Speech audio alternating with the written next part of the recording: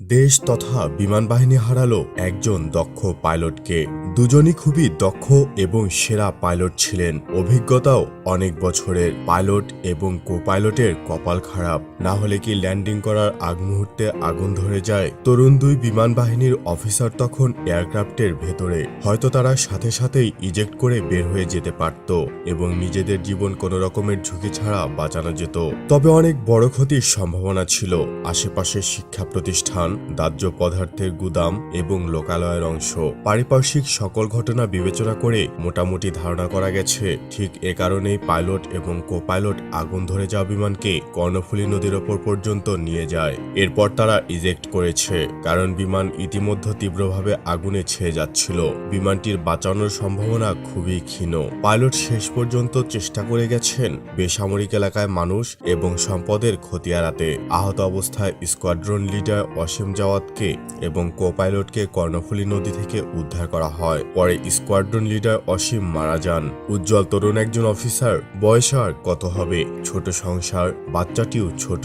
আগুনে এয়ারক্রাফট পুড়ে যাচ্ছে, যে কোনো সময় ক্র্যাশ করবে। সময় মতো ইজেক্ট করতে না পারলে নিজের ও কো পাইলটের মৃত্যুর সম্ভাবনা রয়েছে। নিজের স্ত্রী, পরিবার রয়েছে, সন্তানের কোমল মুখ কিংবা বেঁচে থাকার তীব্র আকুতি সুস্পষ্ট।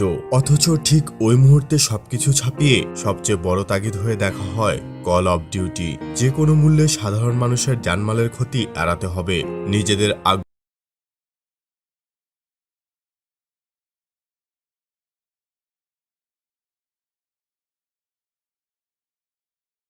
একজন প্রশিক্ষিত সৈনিকের পক্ষেই এটা সম্ভব। প্রিয় ভাই স্কোয়াড্রন লিডার অসীম জাওয়াত, মহান আল্লাহ রব্বুল আলামিন আপনাকে বেহেশত নসিব করুন। অনেক প্রাণের রক্ষার উদ্দেশ্যে আপনি নিজের জীবনকে উৎসর্গ করলেন। আমরা আপনাকে স্মরণ করব।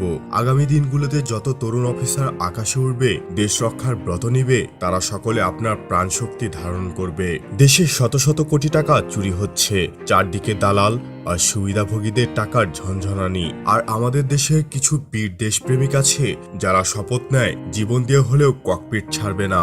নিজের জীবনের ঝুঁকি নিয়ে শেষ সময় পর্যন্ত চেষ্টা করে দেশের সম্পদটাকে নষ্ট না করার। মাত্র 10 সেকেন্ড আগে ইজেক্ট করলে ছেলেটা বেঁচে ফিরতে পারত, মার হাহাকার দেখতে হতো না। বিমান বাহিনীর উচিত সমস্ত পাইলটদের মানসিকতা পরিবর্তন আনানো, ফাইটারের চেয়ে পাইলটের জীবন জরুরি মনে করা। এর আগেও একজন পাইলট F7 ফাইটার সহ সমুদ্রে হারিয়ে গেছে, আজও দেহ উদ্ধার হয় নাই। সেও একই শপথ করেছিল, জীবন দিব।